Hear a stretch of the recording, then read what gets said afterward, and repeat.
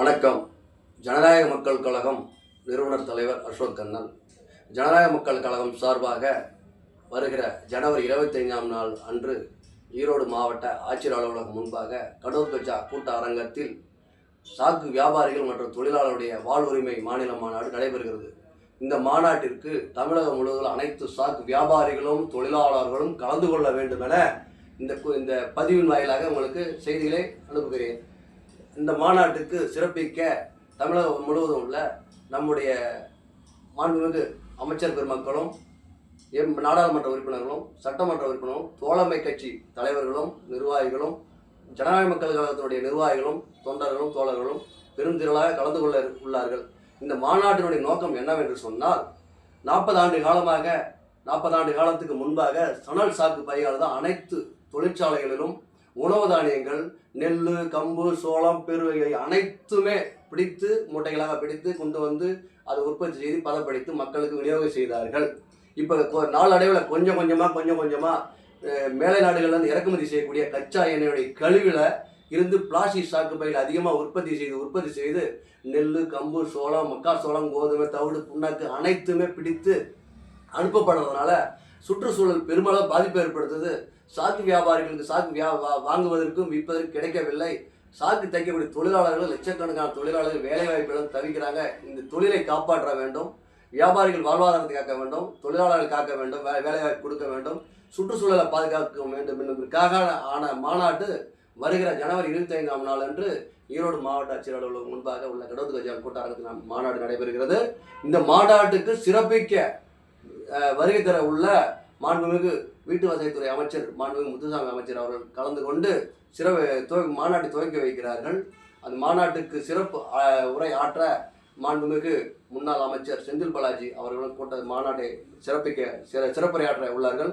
மேலும் நம்முடைய அமைச்சர் பெருமக்களும் நாடாளுமன்ற உறுப்பினர்களும் சட்டமன்ற உறுப்பினர்களும் தோழமை கட்சி தலைவர்களும் தமிழகம் முழுவதும் சாக்கு வியாபாரிகளும் தொழிலாளர்களும் பெருந்திரளாக கலந்து கொண்டு நம்ம தொழிலை பாதுகாக்க அனைவரும் தவறாமல் கலந்து கொள்ள வேண்டும் என சாக்கு வியாபாரிகளுக்கும் தொழிலாளர்களுக்கும் இந்த செய்தியின் வாயிலாக தகவலை தெரிவிக்கிறேன். தவறாமல் வருகிற ஜனவரி 25ஆம் நாள் அன்று ஞாயிற்றுக்கிழமை ஈரோட்டில் நடைபெறுகிற மாநாட்டில் பங்கேற்க வேண்டும் என அனைத்து சாக்கு வியாபாரிகளும் தொழிலாளர்கள் வருக என அன்போடு வரவேற்கிறோம். வருகை தந்து மாநாட்டுக்கு கூட்டத்தின் வாயிலாக முதல்வர் அவர்கள் கோரிக்கை மனு கொடுக்க ஒப்புதல் வழங்க வேண்டும் என அவங்க அனைவரும் வருகிறவரும் அன்போடு அழைப்பு விடுக்கிறோம். நன்றி, வணக்கம். ஜனநாயக மக்கள் கழகம் தலைவர் அசோக் கண்ணன்.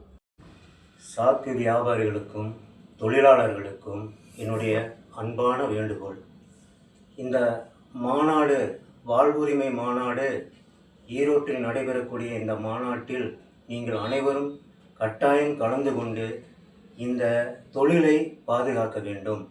நம்மளுடைய இந்த சாக்கு வியாபாரமும் அதை சார்ந்து இருக்கக்கூடிய தொழிலாளர்களுடைய வாழ்வும் கொஞ்சம் கொஞ்சமாக அழிந்து கொண்டிருக்கிறது. இந்த சாக்கு தொழிலை நாம் பாதுகாக்க வேண்டும். இந்த தொழில் எதனால் அழியப்பட்டதுன்னு சொன்னால் பிளாஸ்டிக் சாக்கு பை அந்த அதிகமாக வந்ததுனால இந்த சாக்கு தொழில் நமக்கு கொஞ்சம் கொஞ்சமாக அழிஞ்சு போய் இன்றைக்கி வாழ்வதா சாவதாங்கிற நிலைமையில் நாம் இருக்கிறோம். அதனால் தயவு செஞ்சு சாக்கு வியாபாரிகளும் தொழிலாளர்களும் கொஞ்சம் சிரமப்பட்டு இந்த மாநாடு இது யாருமே செய்யாத ஒரு வேலையை தலைவர் அவர்கள் ஏற்பாடு பண்ணி இவ்வளவு தூரம் இந்த மாநாட்டுக்கு ஏற்பாடு பண்ணியிருக்காரு. நீங்கள் நேரில் கலந்துக்கிட்டு இந்த மாநாட்டில் எடுக்கக்கூடிய தீர்மானங்களுக்கு ஒப்புதல் கையெழுத்து போட்டீங்கன்னு சொன்னால் இந்த ஒப்புதலுக்கு நீங்கள் 1000 தொழிலாளரும் வியாபாரியும் தொழிலாளியும் 1000 பேர் கையெழுத்து போட்டிங்கன்னா இந்த கையெழுத்து காப்பியை எடுத்துகிட்டு போய் முதலமைச்சர்கிட்ட கொடுத்து அவர்கிட்ட இந்த பிளாஸ்டிக் சாக்கு பையை தடை செய்ய வேண்டும்னு சொல்லி நாம் மன்றாடி கேட்டுக்கிட்டோம்னா கண்டிப்பாக இன்றைய முதலமைச்சர் அவர்கள் நமக்கு செய்வாங்கிற நம்பிக்கை நம்மளுக்கு இருக்குது.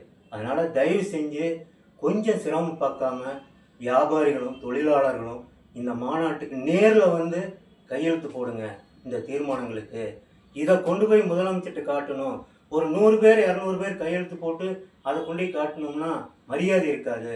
ஒரு 1000 பேராவது கையெழுத்து போட்டு கொண்டு போய் கொடுத்தா தான் நாளைக்கு நம்ம தொழிலையும் நம்ம தொழிலை சார்ந்திருக்கிற தொழிலாளர்கள் குடும்பத்தையும் காப்பாற்ற முடியும். உங்களை மன்றாடி கேட்டுக்கிறேன். தயவு செஞ்சு நீங்கள் அனைவரும் கண்டிப்பாக இந்த மாநாட்டுக்கு நேரில் வர வேண்டும் என்று கேட்டுக்கொள்கிறேன். நன்றி.